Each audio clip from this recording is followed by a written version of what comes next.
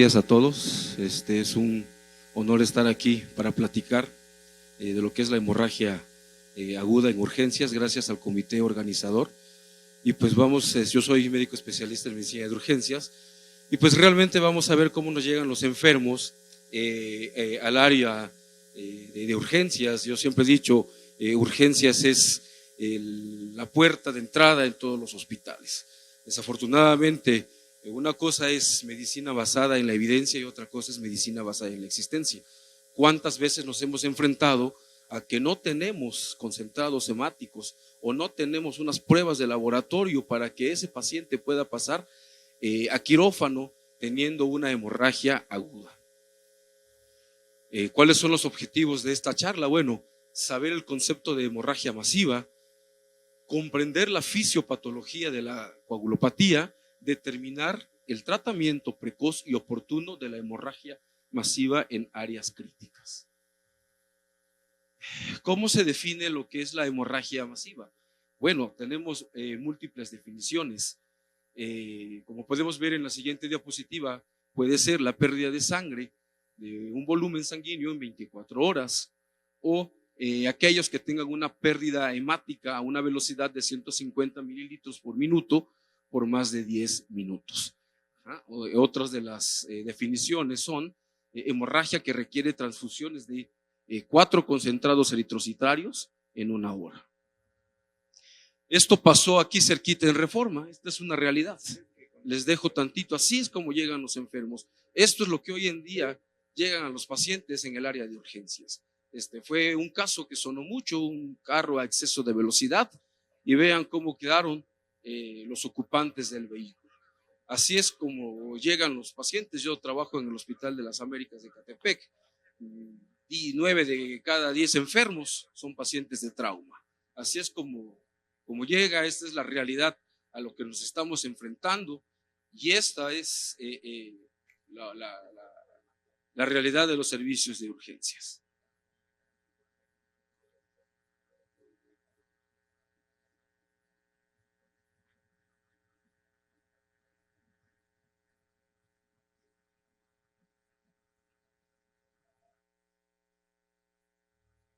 Si llegan los enfermos, ¿verdad?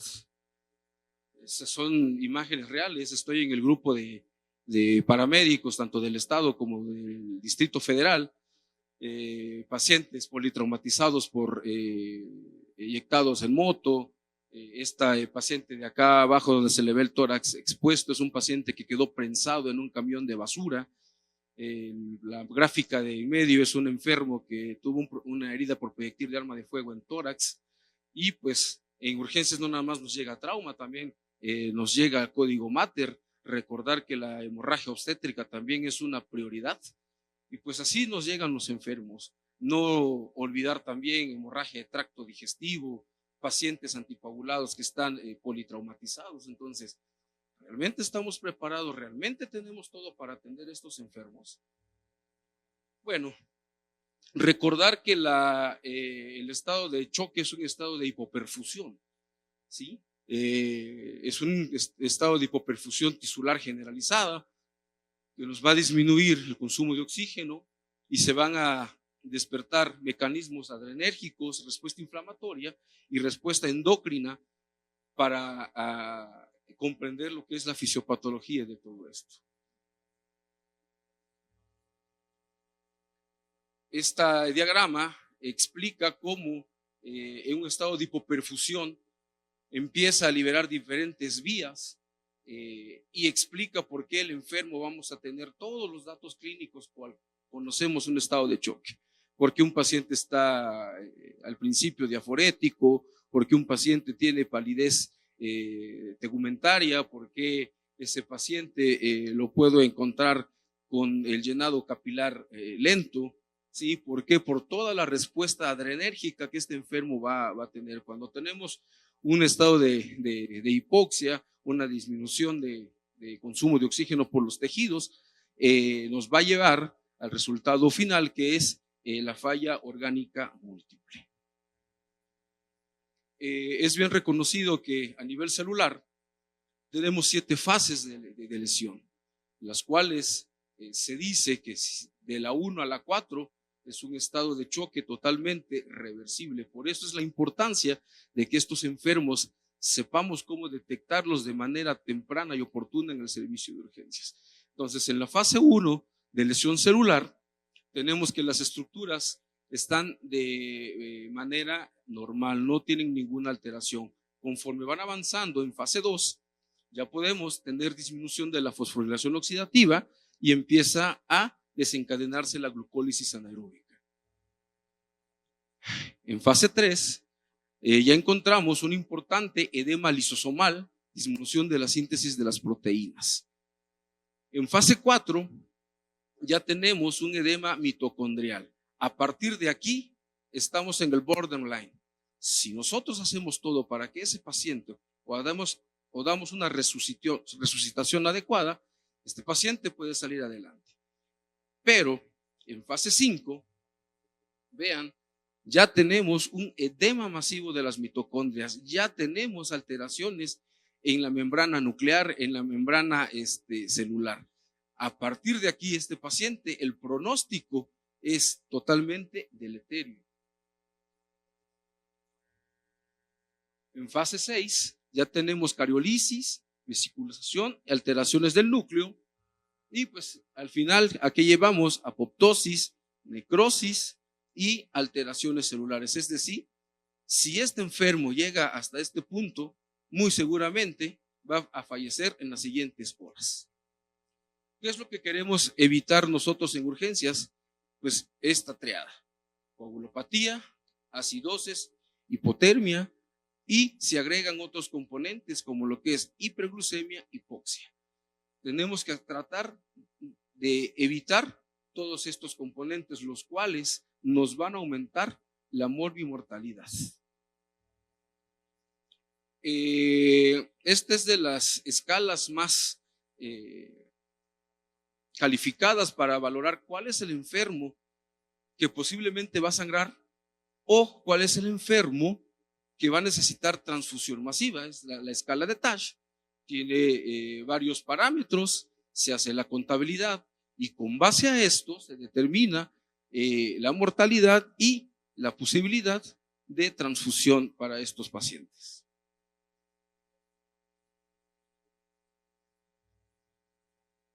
Entonces, ¿qué tenemos en urgencias? Bueno, de entrada, qué padre fuera que tuviésemos toda la batería de auxiliares diagnósticos para tratar a estos enfermos. Las guías, ¿qué te dicen? Los signos vitales aislados, pese a que son importantes, no son tan fiables para determinar si el enfermo está en un estado de hipoperfusión.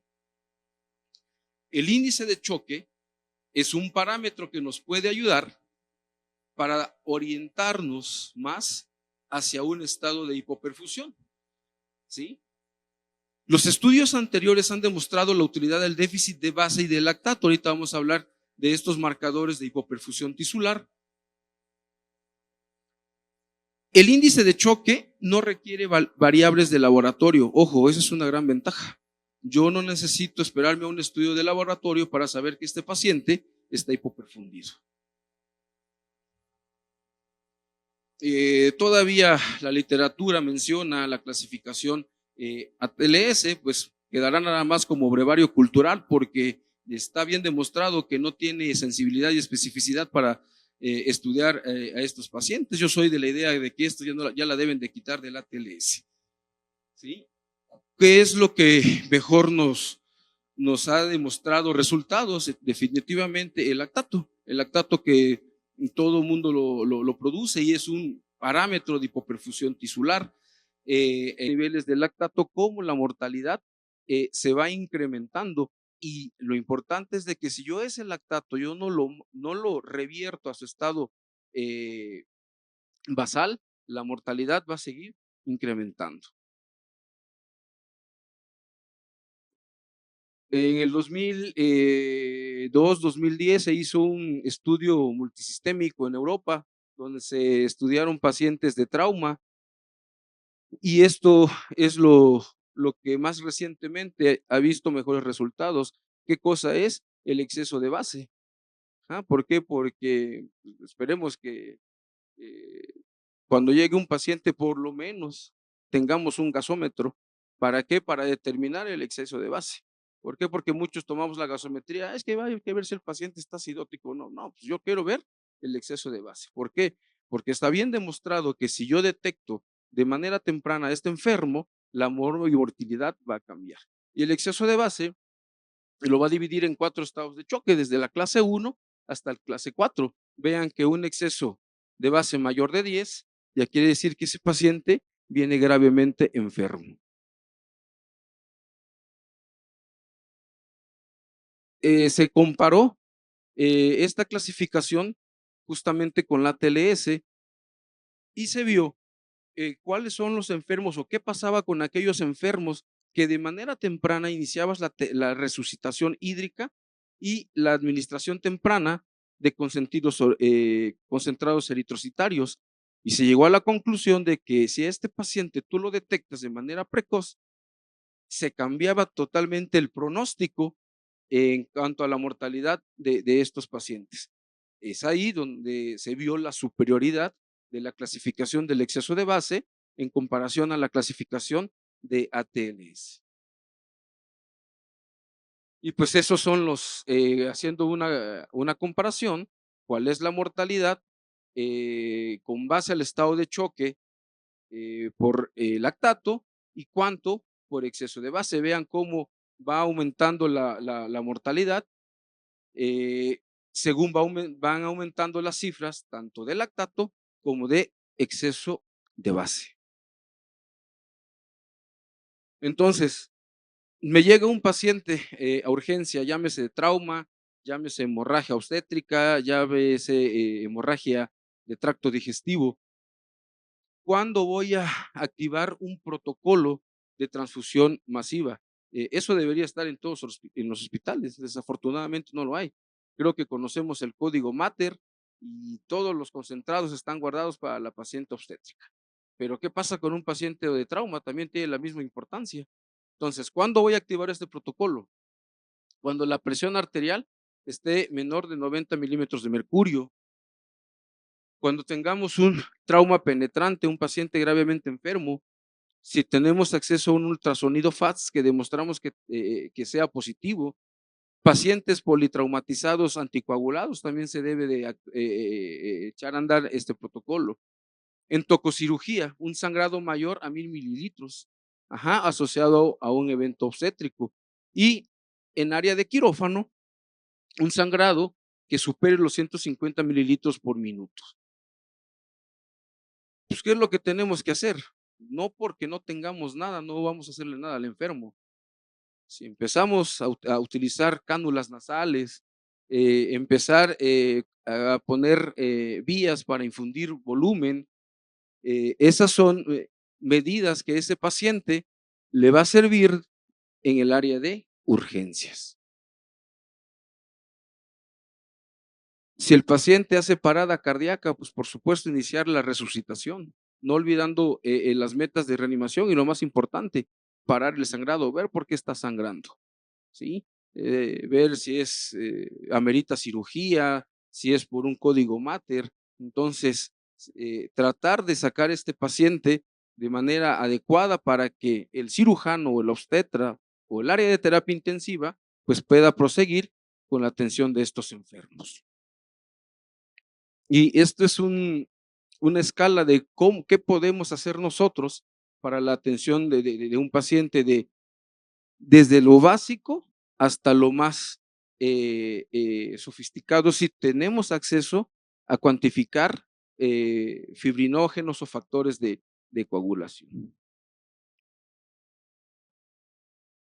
Importantísimo, vías periféricas. Me parece increíble que todavía a tococirugía o lo que es quirófano te dicen, es que no pasa mi paciente si no tiene un acceso central. Está totalmente bien demostrado que para infundir volúmenes no necesitas un acceso venoso central, necesitas vías periféricas. Aquí están las medidas de los catéteres, cuánto infunden, entonces no perdamos tiempo en querer colocar una vía central a estos pacientes. Si tenemos 2 vías periféricas, con eso es suficiente para que ese paciente pueda pasar a quirófano. Y si vuelvo a repetir, la preocupación es que le necesita volumen, la mejor vía para infundirlos es vías periféricas. Se recomienda la determinación precoz y seriada de parámetros hemostáticos, como hemoglobina, lactato, exceso de base. ¿Para qué? Para determinar si ese paciente va a ameritar o no concentrados eritrocitarios, si el paciente está chocado, e iniciar de manera precoz el tratamiento con cristaloides. También se sugiere una valoración inicial completa del enfermo, una histeria clínica, tomar muestras de laboratorio, pruebas de tripa y cruce de sangre. ¿Para qué? Para que ese paciente, si pasa a quirófano, lo que el cirujano está resolviendo, el problema, pues ya nosotros tengamos concentrados eritrocitarios y ese paciente iniciamos de manera temprana la terapia de transfusional. ¿Cuáles son las mejores variables para determinar si ese líquido ha sido suficiente o si mi terapia hídrica ha sido lo suficiente? Bueno, vuelvo a repetir, lo importante es estar pegado con el paciente. ¿Cómo puedo ver? Disminuyó su frecuencia cardíaca, sigue hipoperfundido, sigue su exceso de base alto, su lactato sigue alto, sus cifras de presión arterial han mejorado o han empeorado. Tenemos variables estáticas y variables dinámicas. Lo ideal fuese que tuviésemos un ultrasonido, un ecocardiograma para ver cómo está el gasto cardíaco. Esa es la mejor prueba para determinar si mi volumen ha sido eficiente o no. Mas, sin embargo, no porque no lo tenga, quiere decir que no le voy a hacer nada a este paciente. Vuelvo a repetir, esto es lo ideal, pero la exploración física, los datos clínicos, los datos de laboratorio, los gases sanguíneos nos dan un bastante panorama de cómo va siendo nuestra resucitación para estos pacientes. En el contexto de una hemorragia masiva, se recomienda considerar la transfusión precoz de concentrados hemáticos, ¿sí? ¿Por qué? Porque entre más rápido saque yo a este paciente de un estado de hipoperfusión, la morbimortalidad va a disminuir. Vuelvo a repetir, estos son los parámetros hemodinámicos que nosotros podemos valorar para ver si nuestra meta, nuestras guías de reanimación han sido eficientes o no. Si lo tenemos, por supuesto, hay que utilizarlos, hay que hacerlo. Pero si no, vuelvo a repetir, con lo que tengamos a la mano para que este paciente salga adelante.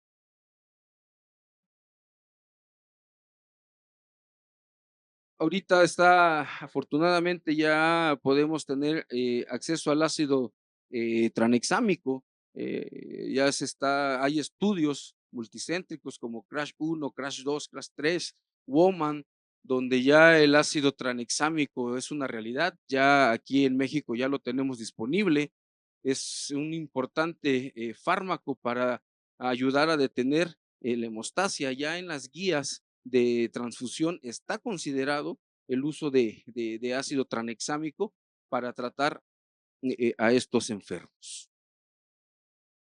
Este es el que creo que ya está aquí en México. Y pues por mi parte eso es todo. Muchas gracias por su atención.